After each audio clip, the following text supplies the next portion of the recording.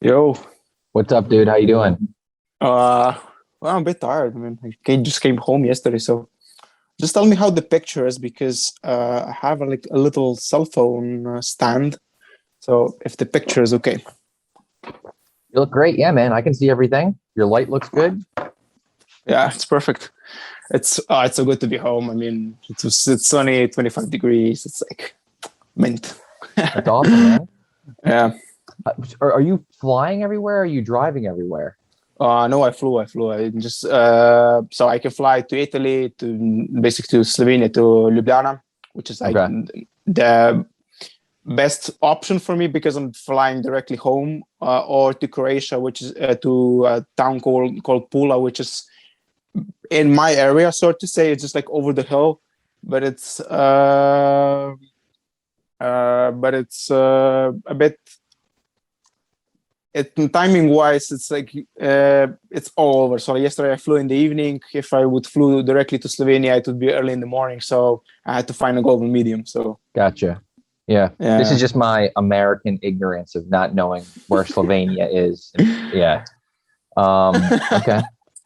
Now, basically, Slovenia is between between Italy, Austria, and Croatia, and there's a small part of it, like on the very head, is like close to Hungary. So I'm between Italy and Croatia. So I'm about 5 k's from Croatia and about 30 k's from Italy. So if you heard of Ili Coffee, so like the coffee brand, Oh yeah, yeah, yeah. that's like the main base is like an hour away from here, basically. Gotcha. So Okay. Sweet. Pinarello is 2 hours away from here, the main base. Very cool, dude. Very cool. Yeah. So All right. So yeah, dude, I figured we'll just jump right into it. yeah. This is pretty chill. I figured we'll just get to know you, man. Like who is Alex? Where's Um, Alex? Yeah, so dude, why don't we start off right there? Who is Alex? How did you get to where Uh, you are right now? I mean, I'm still basically. I still say I'm nowhere because I'm still fairly low in terms of like racing, but I still like where my starting point was. I still like feel like I got very far, and just like when I explain my story to anyone I talk to, just like they say like, oh, it's crazy, you know. But like, yeah, in a nutshell, I'm 27, just turned 27. I'm a full-time elite rider, work as a coach with EVOQ, and just like passionate cyclist like yourself. How long you been riding for? So I started at in late 2012, did my first Gran Fondo in 2013, so the year following, and I bought my first road bike, a proper road bike, later that year. But like I never like this was never like my aim to just pursue anything. I just like loved cycling. My dad had a short stint at cycling when he was young, but he just didn't want to train alone. And you know, it was the 70s or 80s. I'm not sure now. Uh, he didn't have no company, so like he just couldn't like handle being alone. So but for some reason or another, like he kept watching cycling. So like since I was young, he took us to watch the Giro or like on Tour of Slovenia, whatever. So my earliest memories were like watching the Giro d'Italia on the couch or watching the Tour every year. So and saying that, I have a funny story because one of my former coaches I got to meet when he was a racer when the time trial was in Trieste in Italy. So I have a picture with the guy he's now a DS in Bahrain Victorious, and like I think it was 10 years later he coached me. So That's it's crazy, dude. we actually sat in a cafe and I said like, but do you remember like holding me in your arms? I was like maybe 5 or 6 years old, and then we found the picture. We showed them the picture. It was like, yeah, I actually remember this. It was like, yeah, it's a crazy story. Dude, I feel like everyone like in the group chat or when we do the coaches calls, you're always like, "Oh yeah, I know that guy," or a friend of a friend knows this guy. Like, is that I'm always thinking to myself, is that just like because like you're in the thick of it? Well, and I wanted to back up to see what the cycling culture and the scene is like in Slovenia. But does everyone kind of just know everyone, or are you just like kind of well connected? Like you're a friendly dude, or you just saying hi to everyone? Because I feel like you do like you always are like just a few like levels away from like everyone. Like how did that come to be? I'm just not shy. I mean, I'm just not shy in approaching people. I mean, like if I approach someone, like you can go three ways. Either I get a yes, I get a no, or I don't get an answer, which is basically means no. So like uh you remember like when I reached out to Adam Hansen, I didn't tell anyone. So like I was like, this is not gonna work. And 15 minutes later, I got a response from him. Like it was mental. Like Adam Hansen responded to my text. Yeah. Or the same was with Serge Pauwels, but in that case, I met him before. And I think he actually remembered because I had a Instagram story of me riding behind another rider who was with him training. So on the same day, but like I'm just not scared of approaching people. That's like it, because it can either be a yes or a no. So I mean, you're not losing anything. If they say yes, yeah, you can learn something. You can maybe get a new friend. Or if they say no, I mean, it's a no, you know. And are you approaching these, like, are you approaching them, like, I guess through social media for sure, but like you said, training rides, or are you going to races and talking to people, or is it a combination of all this? Combination, I guess. Like, I mean, you talk to other riders in races. I do know riders who don't speak a word while racing, but then you have someone like me who will just like chit chat the whole time, except like when I'm holding on for their life. But yeah, but even then I'll say a word or two, like if I can. For sure. But yeah, I mean, just like start talking, and like sooner or later you're bound to meet someone. I mean, I guess it just comes natural. Like, I mean, some people are more like comfortable with talking, some are more introverted, some are more extrovert, you know. I guess I'm just like in golden medium. For sure. And dude, I think that your passion for cycling shines through. Like, you just love talking about this stuff and everything and learning. So of course you're going to chat these people up. I think that's great. Right?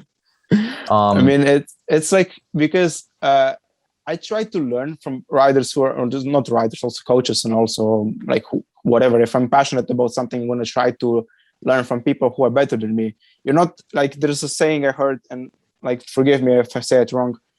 If you're the smartest in the room, you're in the wrong room. So basically, I'm always trying to learn from people who are smarter than me, or just like more experienced than me, because like we're in a sport where experience counts, and like knowledge, of course. Like, so I mean, but cycling is just like an endurance sport, and it's you have to look at the bigger picture in a sport, in an endurance sport. So like experience will always win. For sure, dude. No, I think that's a great way to approach not only cycling, but just life, man. Like, constantly asking questions, learning new things. No, I think that's great.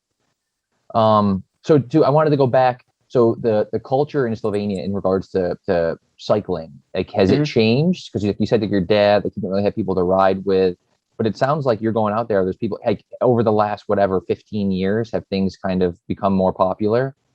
Since like Roglic and Pogacar started dominating, it's changed a lot. But like, I'm still in an area that has seen an increase in cyclists like in the last few years, and there's a lot more bikes, especially in the last 2 years. But I mean, it's not just here; it's in general. Just like since COVID hit, like I've been talking to like bike shops, and just like my friends who work in bike shops, it's just gone mental. Just like there's no bikes, or just like no equipment where you can buy it. So. Yeah, the last few years it's gone pretty mental. There's a lot more bikes, but if you mean culture towards cyclists, that can be debatable. Depends on which side of country you live. So like here it's quite okay, but if I go more like in central Slovenia, you can still like find yourself in trouble. I mean, with drivers, but otherwise, like if you mean like if an interest has grown for cycling, then yes, 100%. Have you seen, has that grown into the races as well? And then my follow-up question is, are you doing, because like you're on the path, like you're on that pro elite path, are you doing a lot of races? Are you doing a lot of races then locally? I know you're traveling, like you said, you just got back, or are you doing all your races like out of Slovenia? Is there a balance there? That's the problem. Like there's no elite or under 23 races here. There's a few of them that are UCI, and there's the Tour of Slovenia, which is a UCI stage race. But in order to race that UCI stage race, you have to be a minimal Conti team, or just like make the national team. So in to that regards, no, there's no racing basically here. There's a few crits and just those few elite races. So basically for me, it was like the only choice, because I'm not going to make a Conti team here, because of course they're going to take better riders than me. So my only like choice was to go abroad. So I was fortunate enough to get a chance in Belgium.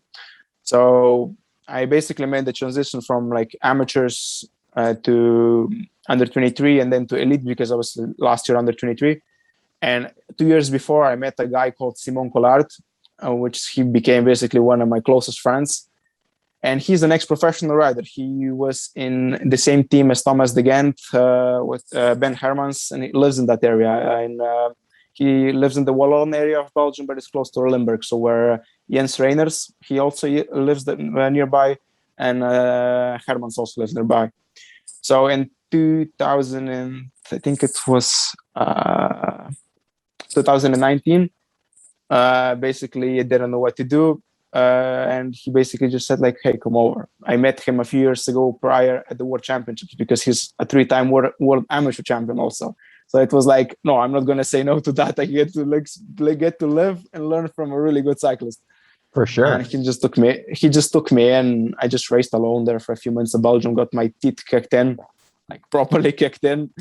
Thank God I was fit enough so that I actually got to do some racing. And but having said that, the first stint there was really hard, but I was lucky that on the first day, my coach back then prescribed me to do a 5-hour ride. So on that 5-hour ride, I ran out of water, and I came into this like it was basically a car shop or something like that. And a girl walked to me, and her brother happens to be a pro cyclist named Cedric. His name is Cedric. I'll try to pronounce his last name correctly. Cedric Rijmakers. He used to ride for Cibel, a continental team in Belgium.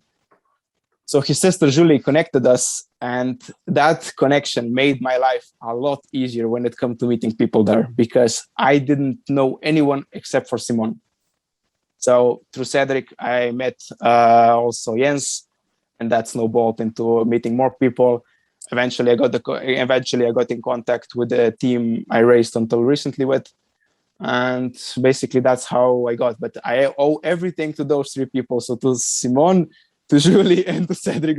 That's somehow connected, because otherwise I would be still there, stuck alone and dehydrated on that in front of that vending machine. Dude, that's amazing, first of all. But I think that one of the key takeaways here is for everyone is just to be friendly, be a friendly cyclist, meet people, meet other cyclists. That's amazing, dude. Such a small world. And I feel like, I know when I started racing in New York City, and like the city is huge, right? But like the racing community is super small. Everyone knows and like your reputation is important. And I think in cycling in general, it's super important, like being a friendly person. Like if people know you're a good guy, then they're going to want to race with you. They're going to want to ride with you. They're going to want to help you out. So yeah, I think that's super interesting, dude, that like just those few small interactions like grew into so much. That's amazing.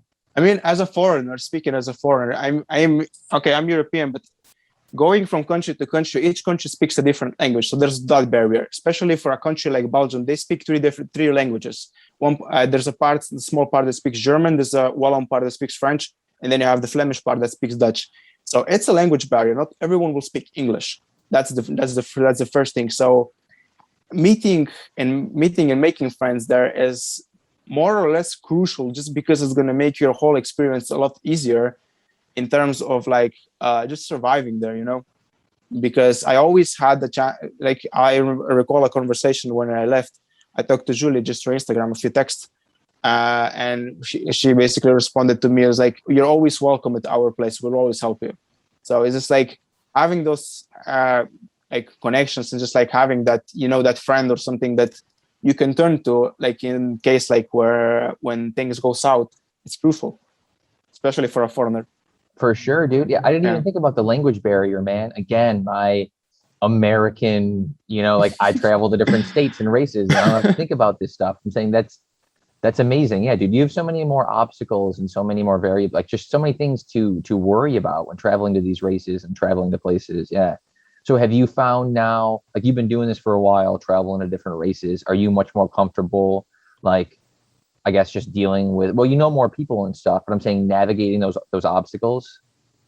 I mean, you still have like uncomfortable situations. That's just, I guess, it's always because like things change and just like rules change and just like it's never like 100% comfortable, but it is a lot easier just because like you have that experience, you did it before, and you know how to approach it, and you basically know how the ins and outs, how the system work. But it's again country dependent, like, so it's not to say what works here will work in Belgium and vice versa, or will work in Holland or will work in France. Like, it's always a different rule.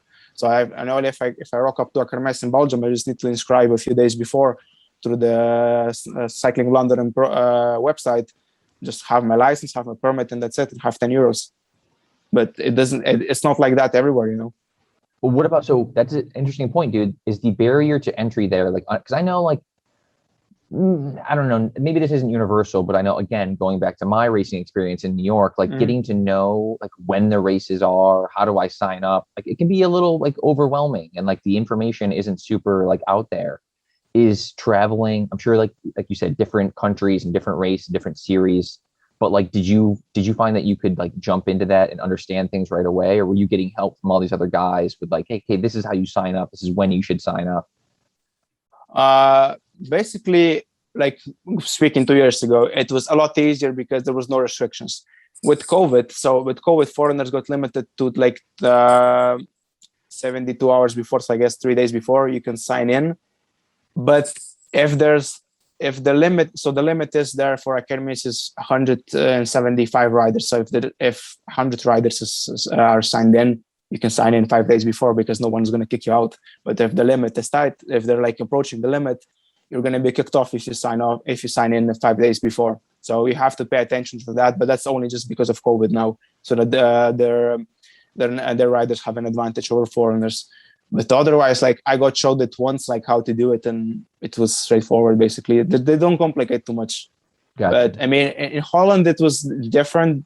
So last year, me and a friend of mine, Arno, I stayed with him the last few months of the season last year. When I went back, we did a crit in Holland, and there it was different because there, if I recall, we had to get additional permits from our federation. So I had to get a permit from the Flemish Federation. I had to get a permit from Slovenian Federation, because for Belgium, I just get a year-long permit, and I just like show it at the race. If they ask me, if they don't, just give my license. They give me my number, and that's it. So, and like I said, it's country dependent, and yeah. That's cool, man. That's so much different than me just going on. Do you guys have bike reg? Sorry if this is another naive question. Bike reg, yeah. Again, it's country dependent. And like, you have like this portal, like I mentioned, Cycling London. That's for the Flemish side of Dutch-speaking side of Belgium. So you're going to have all the regions, so West and East Flanders, Limburg, Antwerp, and all the races will be shown for those regions on the portal, and then you can register through it. Gotcha. On the Wallon side, it's a bit more complicated because like I don't check that website too often because it's in French. So and also there's a few races on that side, so sometimes it just like slips under the radar, and just like a rider will send me a text like, hey, tomorrow I'm racing here and here. Like, oh, I didn't even know because I don't check the schedule there. So I mean, for the Flemish side, it's a lot easier, and it's because it's like it's all on one website. So I check the race calendar. I just like copy paste the address for inscriptions. I'm just into Google Maps and check like how far is it from my accommodations, and then I decide I either ride out. I usually travel with a friend of mine who takes care of riders, or I take the train. So yeah. Is taking the bike on the train an issue or not a big deal? No. No, okay. Take it on, and that's it. Buy another ticket, and that's it. Now, what about, so taking this one step further, with you being on the team, and I'm sorry, I can't remember, like, have you made some team changes recently? But when on a team or being on a team, does like the team director take care of some of this stuff for you, or are you specific to do it all on your own? For like, so like you have A and B kermesses, that's on your own, and then like interclub races or UCI races are taken care of by the team. Gotcha. So okay.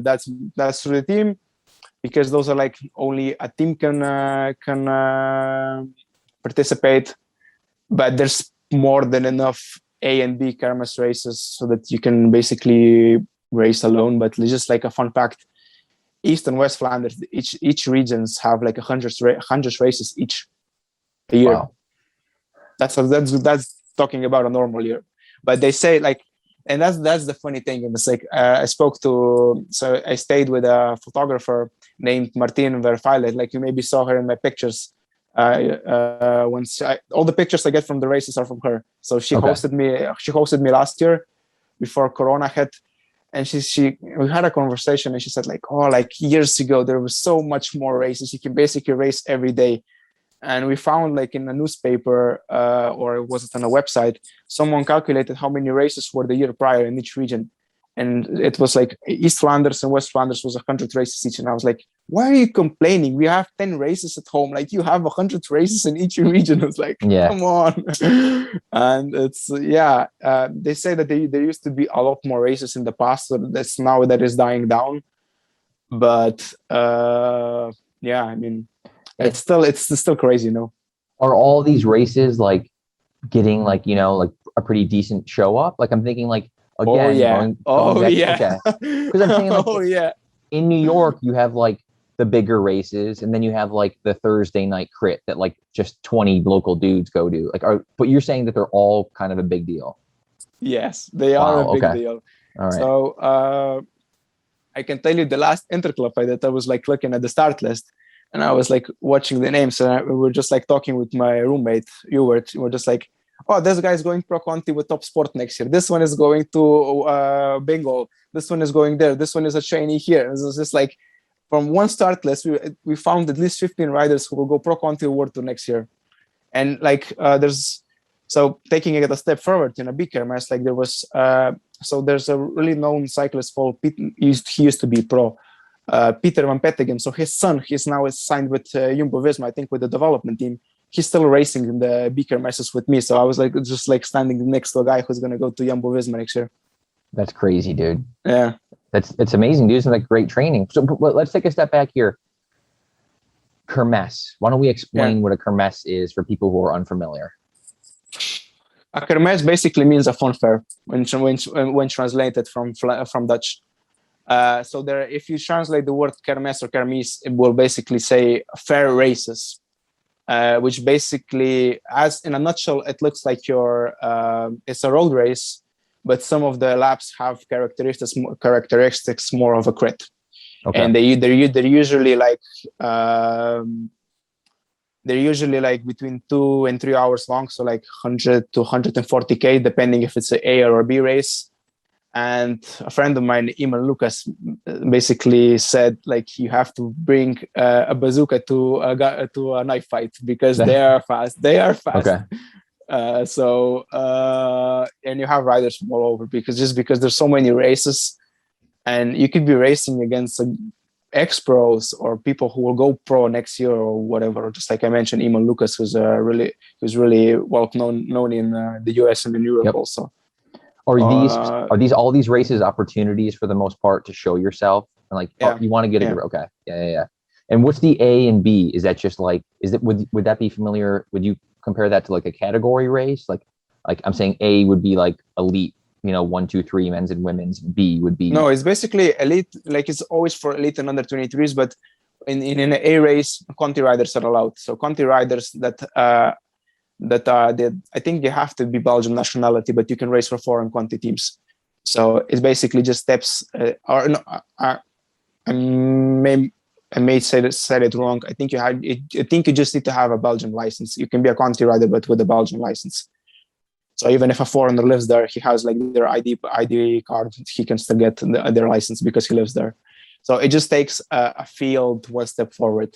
So you will have like the bigger development teams, Conti riders there. So yeah, is it a whole day event, like, or is it like only those, like I'm saying, like elite men? Are there women's fields as well? Are there women's races? There are women races, but it's not held on the same day. Sometimes they can hold like amateur and masters race before us, and then there's the elite race. Yeah, but that's just like maybe a few times a year, or maybe once this year there was a junior race before my race, and but it's just so many races. I mean, I can give you an example. Like I think it was my 4th day this year there. So I did a 4-hour training ride, and I passed through two towns in a 10K area. One had like an elite women's race, another had the juniors race, just like 10Ks apart. Wow. That's insane, dude. So what if you're like a cat 5 or cat 4 or whatever? What do you do? Where are your races? Yeah, that's the thing. That's the thing that you asked the wrong guy for this question, because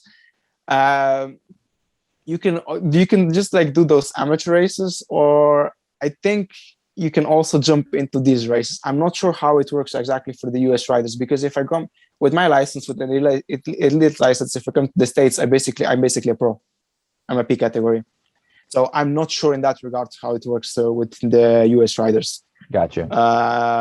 But mostly the guys I knew were either Cat 2 or Cat 1 that raced with me. Interesting. Okay. What was I just going to ask you? So housing, dude. Are you then? You had guessed, like, these are all. I'm curious of all the things that like I don't have to deal with, and other people mostly don't have to deal with. So like, are you staying at hotels? Are you like, is I know like rider housing, stuff like that. That happens in the States for like the more like elite guys that are traveling around. Are you dealing with that then for all these races, or is it a combination? Basically, this year I had the same accommodation through the team. Basically, the team put me in contact with the person who's like giving out accommodations to riders, and I stayed there. But like I mentioned, I stayed with my friend Simon. I stayed with another one of my friends, with the photographer Martin. And just like you have like people renting out room to riders. You can rent an apartment, or there's like multiple ways of doing it. It's just like you need to pick. Like this is like going like for someone who wants to do it. You just need to find an area that. You basically just need to find an area that that's going to have a lot of races. And then transportation to those races is let's say quite easy, even if it's not sometimes easy. But it's like if you're based in East or West Flanders, you're not gonna take a wrong choice, because you're always gonna find races in an area of like, let's say 50K. Interesting, dude. Okay. And then are you someone has a car, or you find someone with a car, or like whatever? Yeah. Usually, I think I shared this with the WhatsApp group chat with those two older guys. So one of those guys is named Philippe. So I met that guy. He's about, I think he's 72 or 73 years old. He's been in cycling, like, I usually make a joke. He's been in cycling since the Stone Age. So he usually drives me to races, just rock up at his house and just like puts the bike in the car and we go. So I met him at a race where I met, and also a US rider, Ezra Soderling. I apologize if I didn't pronounce his last name correctly. Yep. So Ezra's from Boston, I think, if I remember correctly. And he was, I think so. I raced against him that one day. I showed you the picture. You know him, yeah. So we just met on the train, basically, me and Ezra. We basically traveled to the same race in a town called Tilt. It was one of the last races in the season. And I saw like this dude, like he had like big hair, and this is like, I was, I think, already in my cycling kit. I just like started talking, and I was like, "Oh, you're American," because like I heard the accent. It's like, "Yeah, what are you doing here?" I'm just going to the kermis, and he said like, my house owner told me like there's a guy called Philippe at these races who can pass us bottles and who can potentially drive us home. So me and Ezra rock up there, just like we were like an hour and a half early, so we had to wait in front of the cafe for the inscriptions. And then like Philippe rocks up, and we just like introduced ourselves, left our bags in the car, and then he drove home, dropped me off in the train station, like got his contact, and whenever I'm there, I just like sent his wife a text like, "Hey, is he going to this race?" And she says yes, just rock up there, and he drives me. That's awesome. So, do you have to pay Philippe, or he's just doing it because he loves the sport? He loves it. Gotcha. He loves it. Yeah. I often offer him like, just like, "Hey, can I buy you a beer or something?" But he refuses. So like he just loves it. That's awesome, it's just man. like, it's sometimes it kind of feels like I'm taking advantage of it, but just like, I have to show kindness to these people. So like, I'm in such a great,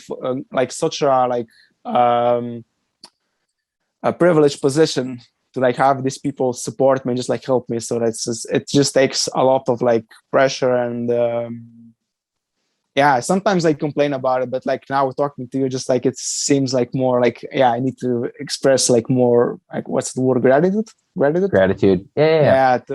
So yeah, it's just like it's very privileged to have like Yeah. someone like that help you. For sure, He dude. also So I think- he also helped a guy called Thomas Gibbons. He's from the States also. oh yeah, dude. So Automatic racing. every time I go to the race with him, he even has a big picture of Thomas like in his house when he used to race in Belgium. So like always he tells me like Thomas Gibbons. He always told me you passed the. He always how he said like that Thomas always said to him that he's the best bidon passer in Belgium. Like dude, a really kind guy. Yeah. It's such a small world, man. It's crazy. Yeah, it's oh man, that's good. But no, so you pay this forward, like show your. What I was going to say was I can understand in the moment, dude. This is like they're stressful situations, right? So like you're traveling to these races, you're staying with someone else, you're depending on someone else to help you out with like the feed zone and stuff. I can understand the stress there, because I mean I think for everyone else, I'm saying speaking specifically for myself too. Is like you travel. I'm driving my own car to the race, and like I'm still stressed. I don't have to worry about anything else. Like I think that these are stressful situations. So this is a good segue into what do you do at these races then? Like you're traveling all around. I got two questions. What do you do to like keep your mindset in the race? Because I'm like you're there, day after day. Like how are you staying motivated? And what are you doing for training? Because like you're gone for. Well, I guess that's how long are you usually gone for? Are you gone for like a week, couple weeks? Is it a couple days? You mean for races or just like a period in Belgium? Well, I guess both. So this time I was away for 3 months. I was planning to like extend it into 4 months, but just like me and my coach decided like let's just stop it there because I was burned out completely, and it's just like it's a mistake I made through training. So you live, you learn. So, wow, dude, I didn't know it was that long. I guess you had mentioned that. I didn't think you were going to say 3 months. I thought this is again just me not understanding this. I was like, oh, he's probably going for a couple of weeks at a time. No, I mean it doesn't make sense for me to go for a couple of weeks just because like I'm basically on the other side of Europe. So I live on the southern side of Europe. Like Belgium is on the northern side. So it's like basically going from Florida to I don't know, like to which state is like up north. I'm thinking New York. That's like a whatever, New York, 28-hour drive or something. New York or whatever. Just like, yeah, I mean, it's just like, it's, it's I have to take like a flight from one side of Europe to another side of Europe. It doesn't make sense for a few weeks. That makes it even crazier then, dude. So then what are you doing? I'm sure you have all this dialed in, but if you're traveling for some place for 3 months, like, do you know all the training routes? Do you know what you're going to do? Like I'm saying, that's like a whole new learning. Like you're off of your everyday road. Okay. No, that's why I try to approach people, especially pros, so they show me the good roads. Or like now with Strava, I can like just like look up pros or whatever, just like because they tend to know the best routes to train. But the first time I went, I mean, I landed on farms or on closed roads so many times that you wouldn't imagine. Like the first day, like this was my first time there. I had like a Garmin 520, which didn't have like mapping. I had to like do it the getaway, so I had to like that hack that you can put an OpenStreetMap on it. Oh no, I don't know this. So there's a hack you can basically install like an OpenStreetMap on it, and I could only put the region of Limburg in one part of Wallonia on it. So, but I probably landed on a pig farm or a cow farm like 10 times in that day. So I got lost so many times, and I even ended up on a sector of cobbles, which I didn't plan, from a race called Ronde van Limburg, which is a pro UCI race. So I got lost so many times. Even knowing the road, I still get lost. Because you have so many of those small lanes that. I mean, basically, I can give you an example. So to the apartment where I was staying, the apartment is in a town called Nukre. So Nukre course, which is a pro race, finishes basically 150 meters from my doorstep. To my accommodation, I could take 3 or 4 different roads. Just 2 small twisty lanes, or it's like I didn't even have to take the main road, to be fair. So there's so many lanes. So yeah, Strava works the best. Yeah. in that case, and just like getting lost or like just like approaching riders and meeting riders. So For yeah. sure, dude. Yeah. I'm saying I just moved.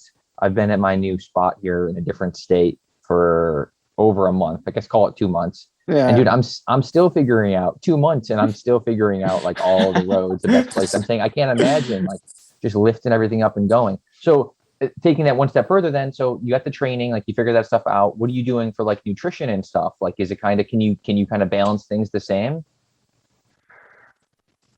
Yeah, there you need to like find a way, just because like, when you're tempted, like especially like when things go south, like you're tempted in eating bad food, because like you For have like sure. fast food joints like accessible. So I guess it just comes down to your own discipline, like, with nutrition and that. But like, yeah, I just like, in now the next town was like 2.5 k's away, so we either the house owner drove us to towns or with her car because we didn't have a car, or we just like took the bikes and just like loaded the food in our backpacks. Yeah. And yeah, I had friends helping me get to the shop. So yeah, I mean, it's just like, I think nutrition wise, it just comes down to discipline, just because like, this is just like my personality. But for me, when things don't go right, I tend to turn to food like as, shall we call it a treat, or maybe just like, it's not, let's call it like food is my trigger in that point. Like, I'm gonna use food to like make me feel better. For sure. So yeah. Well, we were chatting the other day and you were having a beer. And what were you having? Was it fries? No, it was like, I wasn't having a beer actually. We were just like, we were just like walking through Brussels. That's why I was so in yeah, and out of the chat. yeah. But we had lunch in a Japanese place, Okay. and the guy had Thai beer. So that was my first Sweet. experience. But I mean, Maybe, I was already in my off season then, so like I wasn't okay. training or Yeah, racing. yeah, So yeah. I know, dude. I'm not calling you out here. I'm just saying, I guess what I was getting at is I knew that maybe it was the time before we chatted and you were like you were making some decisions. You were kind of a little like burned out on racing. And I think you had yeah, said like, oh, dude, I'm having like some chocolate. You sent like a picture. You were eating something that looked amazing. yeah. And I was like, yeah, dude, I get Oh this. I yeah, think, me and you had the chat. Like I think yeah, it's yeah, Sunday yeah. waffles or something like that. The Yeah, waffles. Yeah, that's what it was, dude. yeah, You definitely earned that. And I'm saying I can understand the situation called for that. yeah, But no, I was gonna say like for me being at home, like I'm so dependent on this is again just me, like you have your different experience. Like I have like my rice cooker and my oatmeal I eat every day, and like I need those things to like, keep myself, my regular nutrition throughout the week. Just thinking about picking up and leaving for 3 months, like I feel like I would have so much stuff to bring with me. Oh, you Or wish. no, but I'm saying, and then I realized I can't do that. So I'd have to just figure out what else to do. I'm saying it's just so interesting. It's just a whole different way of approaching like all those added stresses to like what your Mhm. racing is, man, that I people just don't, I think, like fathom. I mean, because you think of like, whatever, I'm going to say Ineos, like the pro tour, those guys have like the chef traveling with them and like the tour bus or, the van. It's way different than just you jumping on a train, meeting a guy there, staying at his house, hoping everything goes well. Yeah. Um, it's super, super interesting, dude. So then also in regards to the travel, are you, how many races then are you doing in that period, 3 or 4 months? Are you packing in everything you can? Like, what does the training look like? And are you like building towards A races? I kind of want to get more into specific, like training wise in that period. And then what does your training look like when you're back home? I mean, it's just like, so if we look at just like my recent stand there, like everything went wrong, to be fair, but it was my own fault, because like I didn't know actually until the last minute if I can race or not, because it was still like looking like doubtful with COVID. Because usually the season starts in February, but now they pushed it down. It started in June, July, like super late. So when I noticed, like I think I noticed firstly Eamon was racing, and I was like wondering. I spoke to my mate, one of my best mates, Fraser, who's a really high profile rider. He's also a foreigner, uh, but he's living there, so that's a different story. Just like how is Eamon getting into those races? Because Fraser has a Belgian license. Eamon, I think he's still using a USAC license. So I just like asked like how is he getting into races, and he just like said, oh, he just like came to the race and there were open spots, and they allowed foreigners in. because like I mentioned, they put that rule in, like foreigners can inscript only 3 days before during COVID, and like from the beginning, I still have a screenshot I can share with you later. There was like, for one race, 300 guys unscripted, and the limit is 175. Was like, and I was like, I'm not gonna get a start this year. Forget about it. And yeah, I just like started seeing like these foreigners like racing and more, and just like, I think I had a conversation with my mom, and it's like, what should I do? She just like basically, she just like looked at me as like, just pack your bags and go. And I was just like, just packed my bags and basically went. So it was like difficult to decide, because what happens if I get there? When I get there, if I cannot race, well, I get to race. There's all these questions, like, you have to organize everything, and then just like, and there's that question mark above racing. Will I even get a start? So it made a difficult decision this year to get to like to even make the step on going there. But in the end, just like a rock up there, and like even the first day, when I arrived, I could already race because there was still empty places. So I was, in that regards, I was lucky how it's quickly switched around, and we got to race a lot. So I was really lucky in that regard. But how it looks usually is, now that I learned the mistake of over racing, I would just like do a block of racing, train, and then when I'm home, like now, I'm gonna restart training for next year on Monday, basically just build up, go there, race, do a block of training, race, because there's like, you can so easily over race, and it's just like, and you can just like get in the circle of like, just like, of fatigue and not recovering. And then like, if you don't finish races, what do I do next? Like the next thing that crawls on my mind, I need to ride my bike more so they can get better, good enough to finish. And it can go south quickly. So like, I mean, it's having a good coach helps. Having a good support network helps. I think Bassett, when one of the earlier podcasts, mentioned that you need to have your own dojo, or what was his expression? So again, like that support network you need to have, so that they can. I wanted to race the first day I was there, and then Fraser said like, chill. He even, I think the next day I spent with him, like he was just like, let's go ride, let's do a coffee spin your legs, spin your head out, because don't race, because that will be a mistake. And we're just like, I'm really lucky in having those people around me so that they can pull me back. For sure. Because it can go south quickly. You can over race so quickly, and then you find yourself in that circle, and it's really hard in getting out. But like I said, a good support network, a good coach, and it's having patience, I guess. For sure, man. So I don't think you mentioned this. I know that you and I have chatted offline. Yeah. What did the over racing look like? Like how many races? What are we talking? So should I say the number? So is there an average? I'm thinking, how many races were you doing average on a 7-day, like a week period? 3 to 4. My gosh.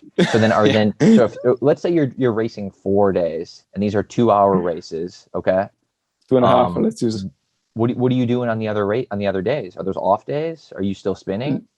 Just coffee spin an hour, 2 hours. But then it gets to that problem, just because people think like, if I'm racing more, I'm going to get stronger, I'm going to build fitness. You're not. With racing, you're losing fitness. So that's kind of the problem, because if you don't finish a race, and if you get dropped early, like I got this year because I simply wasn't fit enough, you have that like mentality, I need to ride my bike more tomorrow. So like, if I didn't finish a race on a Monday, I ended up doing 3 hours on a Tuesday and racing again on a Wednesday, which that isn't the correct way of approaching it. So but I guess, like, to my excuse, we can use it. It's like, we're in the midst of a pandemic. Like, you still want to do the best you can, and just like, you want to show the people that all the like effort you put in was worthwhile, and just like, but I guess it still boils down that you need to have that support system around you, that they can pull you back, or just like coach, that he can pull you back. And because it'll go south quickly. Like TikTok, just take my experience. For sure, dude. And you know what, man? As much as that was frustrating, and I know like that you wanted to extend the trip one more month, and that was the initial plan. But it was a great learning experience. I feel like you took away so much from this, and like you're going to be better equipped when you go back again. I can give you like an example now. So after a season, everyone tends to put on a bit of weight just because you let loose, you can eat whatever you want. So if you would look at like my nutrition the last 10 days, you would think this guy is mad. But I haven't put on a single kilogram. That just shows like how my body was just like depleted and empty. Yeah. I weighed myself this morning. I was 68 and something kilos. That's basically my race weight. And I'm doing nothing for 10 days except like a bit of walking here and there. So I'm eating fruits, cakes, drinking beer, and like it's that just shows like how your body also gives an indicator. And like Josh, the guy who's coaching me, so I hired a coach recently named Josh Hunt. He's an ex-pro rider who used to race for a pro country team called One Pro Cycling. He sent him a text like this and this is like happening. I noticed this, and his reply was, "I'm so grateful that you stopped racing in time, because like if you would push this, it would get even worse." It's like an indication like how my body is responding to it. And you know what, dude? It's just something I want to highlight too. It seems like it doesn't seem like this is what happened. You know your body well enough to know that like, hey, this isn't going. Because I'm telling you, there's certain athletes that think that, well, you coach, you tell me, what are the numbers? What's the data say? And it's like, the data is only one small part of how you feel. Yeah. And actually, I would say it's probably zero part of how you feel. Like you know how you feel. How are you responding to this? And you should know when to pull the plug and when things, or working through, I'm rambling here, but through an injury or through like a sickness, like a cold, like you got to know yourself, know when to pull the plug. So I think that's awesome, man. I think a lot of people really struggle with that. So kudos to you to know yourself well enough. Here, I'll say this. So my head was like, race, but my body was stop, please just stop. So do you listen to your body or do you listen to your head? Because there was still like from my support network, there were still like people saying me, you should still continue racing, but there was like half of them saying no, stop. So I mean, it's just like you have to also like weigh it out, like, and then it's just like I did a 4-hour ride on a Monday, and then the next day I was planning to do some sprints, and I couldn't ride 170 watts. I was cooked. And then the 4-hour ride was in January. I was doing 230, 240 watts for 5 hours. Like now I can barely ride at 180 watts for the same duration. So just like more and more indications, so something is actually wrong. But like going back to that thing, like you mentioned, I think I know my body well enough because I was an athlete before. I used to play a sport called handball, which is really popular in Europe. So I've been an athlete, I've been an athlete since my early age. But I also did use a power meter until I was my first year under 23. Okay, wow. So for the first 4 years, I just trained off heart rate and of basically perceived exertion. So I guess from that area, I know like how I feel, and just like looking at my heart rate, I can like judge like how I'm feeling, because there's sometimes like when you have a session set and you already know how you feel it, I'm just not going to get through it, even if you try. Like you just get that proof that it's done for the day. Like just turn around, go home, or just like ride easy. So I guess no, sorry. What I wanted to say was on that same regard, and just recently I've had some athletes with this. It's if you're, and I don't know how this is going to go over, but take this with a grain of salt. If you are newer to cycling, and sometimes I have people be like, "Oh, I just didn't feel it today. I didn't even try to do the efforts," and it's like, okay, like I understand that, but sometimes like there is a disconnect between how you actually feel and how your brain, So I think it's knowing yourself. It takes some time to get to a point where you can really trust yourself and be like, hey, I need to pull the plug, or like today is a bad day, or maybe today's a good day. Maybe I need to add a few more intervals, go a little bit harder. Here you can use a few of my examples, because I spoke to also my athletes about this, and I received a text, hey, I slept bad, like, can I pull the plug today? And I just told the athlete in question, and athlete hand, just like push through one effort, and then it ended up being like just like a really good session, like across the board. So I was on vacation in 2019, I think, on an island in Croatia with one of our family friends who's an elite, who's a master's mountain biker and cyclocrosser. He's like basically my mentor who guided me how to lose weight and how to just basically eat on a bike. Without him, I would also be like, just like underfueled. So we woke up super early because we needed to take a ferry across to shore. And I slept maybe 5 hours. I slept horrible that night.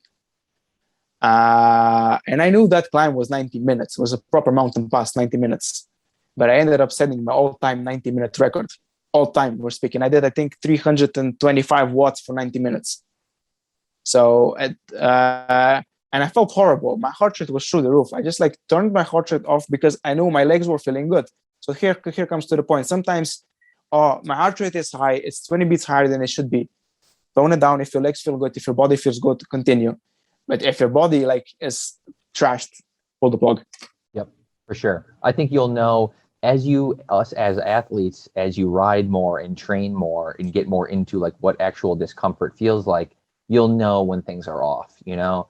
And that's not to say, again, that's why I was hesitant to say this. And not to say that like, I'm not saying push through anything. And I know you're not saying that either, but it's getting to know your body and getting to know like, and then also, I know Brendan talks about this.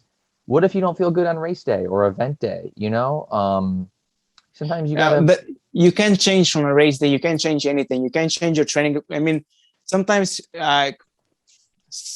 people like do that panic training, especially like before stage races. Like, oh, then I'm gonna get that extra percent.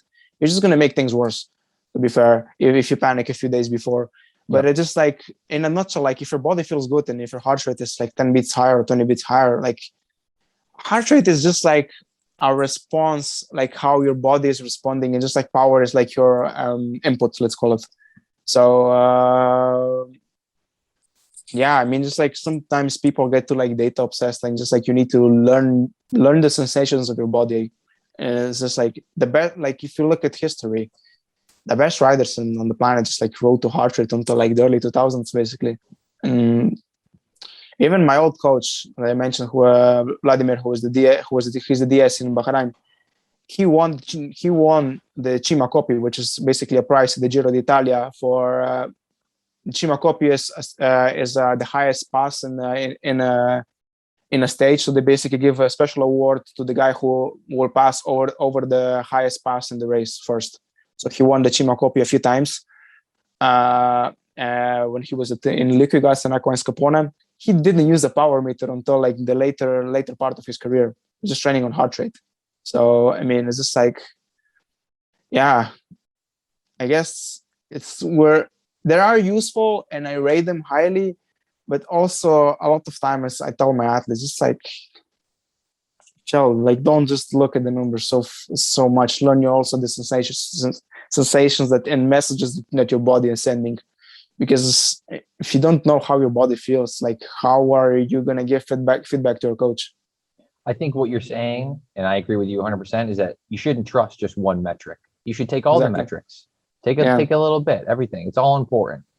I don't. This is an abrupt change of gears, but we've been chatting for almost an hour. I want to talk about coaching, man. I want to talk about your. I want to talk about your getting involved with EVOQ. I know you were coaching beforehand. So yeah, I guess I'll leave it kind of open. Like what's the deal with your coaching? What's the deal with my coaching? So I wanted to get into it like a few years ago. Basically, I was asking my coach at the time, Jake Collins, how did you get started? But he was studying sports science. He basically just told me, find a rider in your local area and start practicing. So when COVID hit, my teammate and one of my best friends, Arno DeLeo, we didn't know each other at that time really well, but we came in contact, I think, through our team WhatsApp group. And I noticed like he was just like over racing constantly on Zwift. I think he was asking for a race partner on Zwift just because we were all over and we just kind of connected. And I got him onto a Zwift team because I was a part of a Zwift team then. And it was like, dude, you're just like doing too much too soon. Like God knows when we're gonna race. And basically, I just like asked him like, why did you do this? And he said like, oh, you told me to do this. And then basically the message came through like, I want you to coach me. So I started coaching him. And basically in that summer, he went from off the back to off the front. And that later on in the summer, I stayed with him at his place. I got a female athlete at the end of the summer to also through Zwift, and then it kind of starts snowballing. And in the time, I made a connection with a guy called Patrick Mahoney. And Patrick Mahoney and Patrick Wally, who's the co-owner of EVOQ, they ran together a team on esports team called EVOQ. And Mahoney wanted a few European riders. So I was the connection between the US and Europe. So I basically got a few riders together, basically an international team formed. And in the time when it was formed, I noticed an article because there was always mentioning this guy called Brendan. I didn't know I'm ashamed to say this, but I didn't know who Brendan is. And I finally looked him up and I started watching his YouTube videos and just like reading the blog. And I saw, and I think he posted an ad on a website that he's looking for an affiliate coach. And at that point, they hired Craig. And I reached out to Wally, just like asking, hey, are you still hiring? Because I'm trying to get into this game. I'm coaching a few people. And like he said, like, no, just keep practicing for now. We have one day. Craig was hired. So, and then Brandon, I think, reached out to me this spring because I got him a few podcast co-hosts. He reached out to me just like, hey, like we haven't introduced like properly to each other. Let's do a Zoom call. We started chatting and I'm just like, yeah, I'm just like, he got me on and the rest is history. That's awesome, dude. It's funny you mentioned that. There was, I think it was a Facebook post and an Instagram post, and I saw that exact. I think I saw it on the EVOQ website, but I'm not sure. Okay, gotcha. I just like we're hiring a coach, and I reached out to Patrick like, hey, are you still hiring? And I pitched him a few times in between, but it was, I mean, it's just like I wanted to get into it just because I still think. I mean, even on Discord, I do seem to like. I do talk a lot and just like, we'll get straight to the point, but my interests are good and I just like want to help people from my experience because I think I build up more experience how not to do things than how to do them. So like the experience so people don't have to go through the same things that I went in order to achieve a result, if it makes sense. So just like, yeah, just like love helping, just like love sharing. I mean, and you know, with you, like I gave you my code for WK5 basically. Yeah. So, well, so, dude, I mean, that's actually an excellent point. That's a major point of.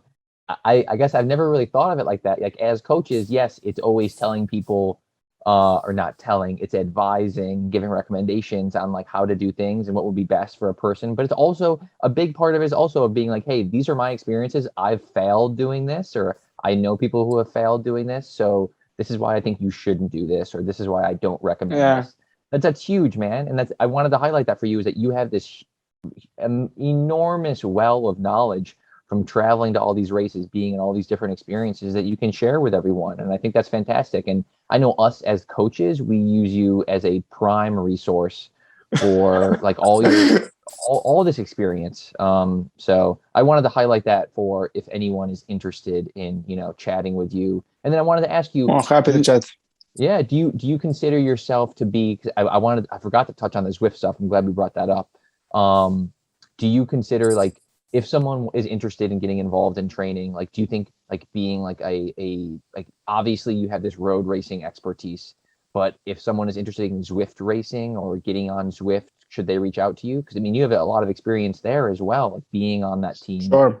Yeah. I mean, just get in contact through socials and just like love to help. I mean, it's I like to apply my life by the quote. I think it was from Michael Jordan. I just like I haven't failed. I just found 10,000 ways that don't work. There you go. I love that, man. Yeah. But yeah, like sure, like for me, it's not a problem. It's like reach out to me on socials, on basically Instagram is the easiest way to reach me. Alex at evoke.bike. Or email, yeah. There you go. Yeah, I tend to dislike email like a lot because I don't even check it that often, but Instagram is the easiest. Oh boy. Well, Yeah. if people start emailing you after this, you got to check those emails. I have to turn the notifications on. We should link. I'll link your Yeah, information in underneath sure, the video here and stuff. sure. But dude, this was awesome. We chatted for an hour. Was there anything else that you specifically wanted to kind of add or anything here? uh, I mean, just to like all the riders, especially to younger ones, like if you have a desire, don't be scared in going after it, because I like recent months I had a 20-year-old Kiwi rooming with me called Hubert Bauer. He came from Australia New Zealand, in the midst of a pandemic to chase his dreams. So like, don't be scared of just like pursuing your desires, even if you're older. Like if you have a passion, go after it. Just like Hubert did, he packed his bags and came over. So yeah, just like don't be scared in chasing your dreams. And yeah, I mean, it's I think that's the biggest takeaway like people can take from my experience. And don't be scared of failure, because like you're gonna learn something from it, For sure, dude. And think about putting that in perspective.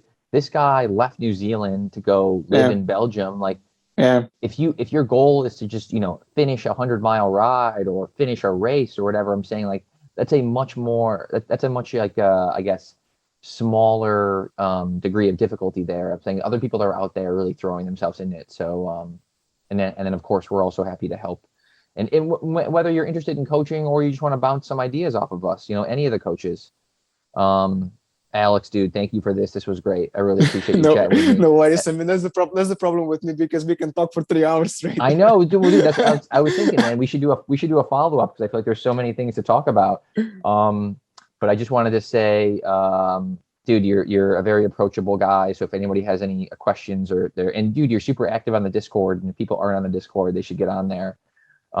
You're crushing it on there with advice and recommendations, and I got everything. So if I can say something just for the end. So the people I mentioned, from like just say like a cheesy thank you to everyone like who helped me, just like from you guys to the people I mentioned, because I'm gonna tag them also.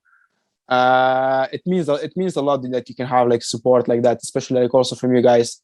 If I need a chat, I can turn to Brandon, I can turn to you, Patrick. So I mean, it's just like it means a lot to be like having extra support circle like this around me that always pushes me to get better. So thank you guys, dude. Thank you. Thanks for being a part of this.